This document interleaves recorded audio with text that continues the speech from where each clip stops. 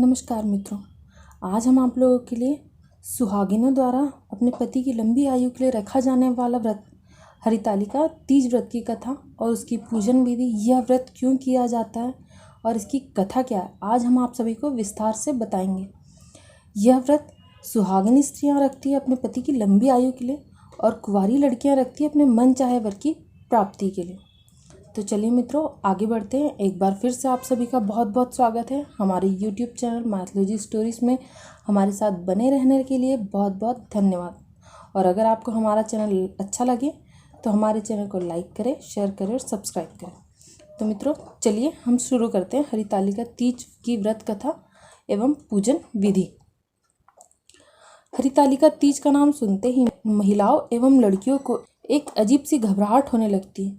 वर्ष के प्रारंभ से ही जब कैलेंडर घर लाया जाता है, कई महिलाएं उसमें हरितालिका की तिथि देखती हैं। यूँ तो हरितालिका तीज बहुत उत्साह से मनाया जाता है, लेकिन उसके व्रत एवं पूजा विधि को जानने के बाद आपको समझ आ जाएगा कि क्यों हरितालिका व्रत सर्वोच्च माना जाता है और क्यों वर्ष के प्रारंभ से महिलाएं तीज के इस व्रत को लेकर चिंता में दिखाई देती हैं। हरितालिका तीज का महत्व। हरितालिका तीज का व्रत हिंदू धर्म में सबसे बड़ा व्रत माना जाता है। यह तीज का त्यौहार भादो मास की शुक्ल पक्ष तृतीया को मनाया जाता है। खास तौर पर महिलाओं द्वारा यह त्यौहार मनाया जाता है। कम उम्र की लड़कियों के लिए भी यह हरतालिका का व्रत श्रेष्ठ समझा जाता है। हरतालिका तीज में भगवान शिव, माता गौरी एवं गणेश जी की पूजा का महत्व है। यह व्रत निर्जला निराहार रहा जाता है। रात्रि जागरण कर नाच गाने के साथ इस व्रत को किया जाता है। हरितालिका व्रत का नाम हरितालिका व्रत क्यों पड़ा? माता गौरी के पार्वती रूप में वो शिव जी को अपने पति के रूप में चाहती थी, जिस हेतु उन्होंने कठिन तपस्या की। उस वक्त पार्वती जी की सहेली ने उन्हें हरण करके ले गया था। इस कारण इस व्रत को हरितालिका तीज का व्रत कहा गया, क्योंकि हरण का मतलब होता है अगवा करना एवं तालिका का मतलब होता है सहेली, अर्थात सहेलियों द्वारा अपहरण करना। इसीलिए इसे हरितालिका व्रत कहा जाता है। शिव जैसा पति पाने के लिए कुंवारी कन्या इस व्रत को विधि विधान से करती है। हरितालिका तीज कब मनाई जाती है और क्यों मनाई जाती है? हरितालिका तीज भादो माह की शुक्ल पक्ष तृतीया को मनाई जाती है। इस व्रत का पारना चतुर्थी के दिन होता है, जिस दिन गणेश जी की स्थापना होती है।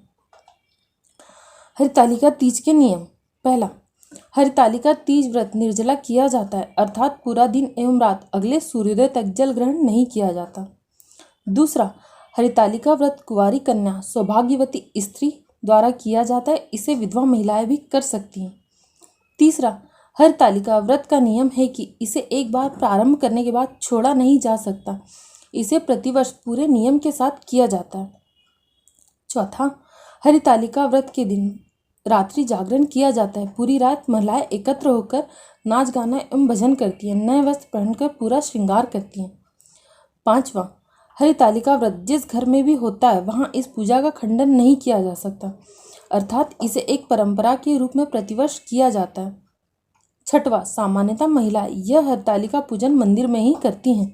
हरितालिका के व्रत से जुड़ी कई मान्यताएं हैं, जिनमें इस व्रत के दौरान जो सोती है वह अगले जन्म में अजगर बनती है, जो दूध पीती है वह सर्पणी बनती है, जो व्रत नहीं करती वह विधवा बनती है, जो शक्कर खाती है वह मक्खी बनती है, जो मांस खाती है वह शेरनी बनती है, जो जल पीती है वो मछली बनती है और जो अन्न खाती है वह सुअरी बनती है, फल खाती है वह बंदरिया बनती है। इस प्रकार के कई मत सुनने को मिलते हैं। तो चलिए मित्रों, हम आगे बढ़ते हैं। हरितालिका व्रत की पूजन सामग्री। पहला, फुलेरा विशेष प्रकार के फूलों से सजा होता है। दूसरा, गीली काली मिट्टी या बालू रेत के शिवलिंग बनाए जाते हैं। तीसरा, केले के पत्ते। चौथा, सभी प्रकार के फल एवं फूल पत्ते। पांचवा, बेलपत्र, शमीपत्र, धतूरे का फल एवं फूल, अकाव का फल, तुलसी, मंजरी इत्यादि। छठवां, जनेऊ, नाड़ा, वस्त्र। सातवां, माता गौरी के लिए पूरा सुहाग का सामान, जिसमें चूड़ी, बिछिया, काजल, बिंदी, कुमकुम, सिंदूर, कंघी, महावर, मेहंदी आदि मान्यता अनुसार एकत्र की जाती है। इसके अलावा बाजारों में सुहाग पुड़ा मिलता है, जिसमें सभी सामग्री होती है। आठवां, घी, तेल, दीपक, कुमकुम, सिंदूर, अबीर, चंदन, श्रीफल, कलश। नौवां, पंचगव्य, घी, दही, शक्कर, दूध, शहद। हरितालिका तीज की पूजन विधि। हरितालिका पूजन प्रदोष काल में किया जाता है। प्रदोष काल अर्थात दिन रात के मिलने का समय। दूसरा, हरितालिका पूजन के लिए शिव, पार्वती एवं गणेश जी की प्रतिमा बालू, रेत अथवा काली मिट्टी से हाथों से बनाई जाती है। तीसरा, फुलेरा बनाकर उसे सजाया जाता है। उसके भीतर रंगोली डालकर उस पर पटा अथवा चौकी रखी जाती है। चौकी पर एक कपड़ा बिछाकर उस पर थाल रखते हैं। उस थाल में केले के पत्ते को रखते हैं। चौथा, तीनों प्रतिमाओं को केले के पत्ते पर आसीन किया जाता है। पांचवा, सर्वप्रथम कलश बनाया जाता है जिसमें एक लोटा अथवा घड़ा लेते हैं। उसके ऊपर श्रीफल रखते हैं अथवा एक दीपक जलाकर रखते हैं। घड़े के मुंह पर लाल नाड़ा बांधते हैं। घड़े पर स्वास्तिक का चिन्ह बनाकर उस पर अक्षत चढ़ाया जाता है। छठवां, कलश का पूजन किया जाता है। सबसे पहले जल चढ़ाते, नाड़ा बांधते, कुमकुम, हल्दी, चावल चढ़ाते और तत्पश्चात फूल। सातवां, कलश के बाद गणेश जी की पूजा की जाती है। आठवां, उसके बाद शिव जी की पूजा की जाती है। नौवां, उसके बाद माता गौरी की पूजा की जाती है। उन्हें संपूर्ण श्रृंगार चढ़ाया जाता है। 10वां, इसके बाद हरितालिका की कथा पढ़ी जाती है। 11, सभी महिलाएं मिलकर आरती करती हैं जिसमें सर्वप्रथम गणेश जी की आरती, फिर शिव जी की और फिर माता गौरी की आरती की जाती है। 12, पूजा के बाद भगवान की परिक्रमा की जाती है। 13, रात भर जागकर 5 पूजा एवं आरती की जाती है। 14, सुबह अखारी पूजा के बाद गौरा को जो सिंदूर चढ़ाया जाता है उस सिंदूर से सुहागन स्त्री सुहाग लेती है। 15, ककड़ी एवं हलवे का भोग लगाया जाता है। उसी ककड़ी को खाकर उपवास तोड़ा जाता है। 16, अंत में सभी सामग्री को एकत्रित कर पवित्र नदी एवं कुंड में विसर्जित कर दिया जाता है। तो मित्रों, अब अंत में आप लोगों के लिए हरितालिका पूजन की व्रत कथा। एक बार भगवान शिव जी ने पार्वती जी को उनके पूर्व जन्म का स्मरण कराने के उद्देश्य से इस व्रत के महत्व की बात कही थी। श्री भोले शंकर बोले, हे गौरी, पर्वतराज हिमालय पर स्थित गंगा के तट पर तुमने अपनी बाल्यावस्था में 12 वर्षों तक अधोमुखी होकर घोर तप किया था। इतनी अवधि तुमने अन्न ना खाकर पेड़ों के सूखे पत्ते चबाकर व्यतीत किए। माघ की विकराल शीतलता में तुमने निरंतर जल में प्रवेश करके तप किया। बैशाख की जला देने वाली गर्मी में तुमने पंचाग्नि में शरीर को तपाया। श्रावण की मूसलाधार वर्षा में तुमने आसमान के नीचे बिना अन्न जल ग्रहण किए समय व्यतीत किया। तुम्हारे पिता तुम्हारी कष्ट साध्य तपस्या को देखकर बड़े दुखी होते थे। उन्हें बड़ा क्लेश होता था। एक दिन तुम्हारी तपस्या तथा पिता के क्लेश को देखकर नारद जी तुम्हारे घर पधारे। तुम्हारे पिता ने हृदय से अतिथि सत्कार कर उनके आने का कारण पूछा। नारद जी ने कहा, गिरिराज, मैं भगवान विष्णु के भेजने पर यहाँ उपस्थित हुआ हूँ। आपकी कन्या ने बड़ा ही कठोर तप किया है। इससे प्रसन्न होकर वे आपकी सुपुत्री से विवाह करना चाहते हैं। इस संदर्भ में आपकी क्या राय है, मैं यह जानना चाहता हूँ। नारद की बात सुनकर गिरिराज गदगद हो उठे। उनके तो जैसे सारे क्लेश ही दूर हो गए थे।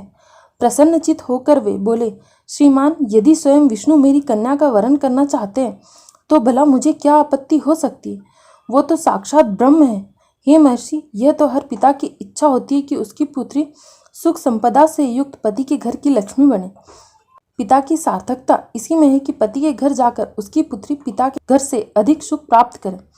तुम्हारे पिता की स्वीकृति पाकर नारद जी विष्णु के पास गए और उनसे तुम्हारे ब्याह के निश्चित होने का समाचार सुनाया। मगर इस विवाह की संबंध की बात जब तुम्हारे कान में पड़ी तो तुम्हारे दुख का ठिकाना ही नहीं रहा। तुम्हारी एक सखी ने तुम्हारी इस मानसिक दशा को समझ लिया और उसने तुमसे तुम्हारे दुखी होने के कारण जानना चाहा। तब तुमने बताया, मैं सच्चे हृदय से भगवान शिव शंकर का वरण करना चाहती हूँ, किंतु मेरे पिता ने मेरा विवाह विष्णु जी से निश्चित कर दिया है। मैं विचित्र धर्म संकट में अब क्या करूँ। प्राण छोड़ देने के अतिरिक्त अब कोई उपाय शेष नहीं बचा। तुम्हारी सखी बड़ी ही समझदार और सूझबूझ वाली थी। उसने कहा, सखी, प्राण त्यागने का इसमें कारण ही क्या है। संकट के मौके पर धैर्य से काम लेना चाहिए। नारी के जीवन की सार्थकता इसी में है कि पति रूप में हृदय से जिसे एक बार स्वीकार कर लिया, जीवन पर्यंत उसे ही निर्वाह करे। सच्ची आस्था और एक निष्ठा के समक्ष तो ईश्वर को भी समर्पण करना पड़ता है। मैं तो तुम्हें घनघोर जंगल में ले चलती हूँ, जो साधना स्थली भी हो, और जहाँ तुम्हारे पिता तुम्हें खोज भी ना पाए, वहाँ तुम साधना में लीन हो जाना। मुझे विश्वास है कि ईश्वर अवश्य ही तुम्हारी सहायता करेंगे। तुमने ऐसा ही किया। तुम्हारे पिता तुम्हें घर पर ना पाकर बड़े दुखी एवं चिंतित हुए। वे सोचने लगे कि तुम कहाँ चली गई। मैंने विष्णु जी से उसका विवाह करने का प्रण कर चुका हूँ। यदि भगवान विष्णु बारात लेकर आ गए और कन्या घर पर ना हुई तो बड़ा अपमान होगा। मैं तो कहीं मुंह दिखाने की योग्य भी नहीं रहूंगा। यही सब सोचकर गिरिराज ने जोर शोर से तुम्हारी खोज शुरू करवा दी। इधर तुम्हारी खोज होती रही और उधर तुम अपनी सखी के साथ नदी के तट पर एक गुफा में मेरी आराधना में लीन थी। भाद्रपद शुक्ल तृतीया को हस्त नक्षत्र था। उस दिन तुमने रेत के शिवलिंग का निर्माण करके व्रत किया। रात भर मेरी स्तुति के गीत गाकर जागी। तुम्हारी इस कष्ट साथ तपस्या के प्रभाव में मेरा आसन डोलने लगा। मेरी समाधि टूट गई। मैं तुरंत तुम्हारे समक्ष जा पहुंचा और तुम्हारी तपस्या से प्रसन्न होकर तुमसे वर मांगने के लिए कहा। तब अपनी तपस्या के फलस्वरूप मुझे अपने समक्ष पाकर तुमने कहा, मैं हृदय से आपको पति के रूप में वरण कर चुकी हूँ। यदि आप सचमुच मेरी तपस्या से प्रसन्न होकर यहाँ पधारे हैं तो मुझे अपनी अर्धांगिनी के रूप में स्वीकार कर लीजिए। तब मैं तथास्तु कहकर कैलाश पर्वत लौट गया। प्रातः होते ही तुमने पूजा की समस्त सामग्री को नदी में प्रवाहित करके अपनी सहेली सहित व्रत का पालना किया। उसी समय अपने मित्र बंधु व दरबारियों सहित गिरिराज तुम्हें खोजते खोजते वहां आ पहुंचे और तुम्हारी इस कष्ट साध तपस्या का कारण तथा उद्देश्य पूछा। उस समय तुम्हारी दशा को देखकर गिरिराज अत्यधिक दुखी हुए। पीड़ा के कारण उनकी आंखों से आंसू छलक पड़े। तुमने उनके आंसू पोंछते हुए एक विनम्र स्वर में कहा, पिताजी, मैंने अपने जीवन का अधिकांश समय कठोर तपस्या में बिताया है। मेरी इस तपस्या का उद्देश्य केवल यही था कि मैं महादेव को पति के रूप में पाना चाहती हूँ। आज मैं अपनी तपस्या की कसौटी पर खरी उतर चुकी हूँ। आप क्योंकि विष्णु जी से मेरा विवाह करने का निर्णय ले चुके थे, इसीलिए मैं अपने आराध्य की खोज में घर छोड़कर चली गई। अब मैं आपके साथ इसी शर्त पर घर जाऊंगी कि आप मेरा विवाह विष्णु जी से ना करके परम पूज्य महादेव जी से करेंगे। गिरिराज मान गए और तुम्हें घर ले गए। कुछ समय के पश्चात पूरे शास्त्रानुसार और विधि विधान पूर्वक उन्होंने हम दोनों को परिणय सूत्र में बांध दिया।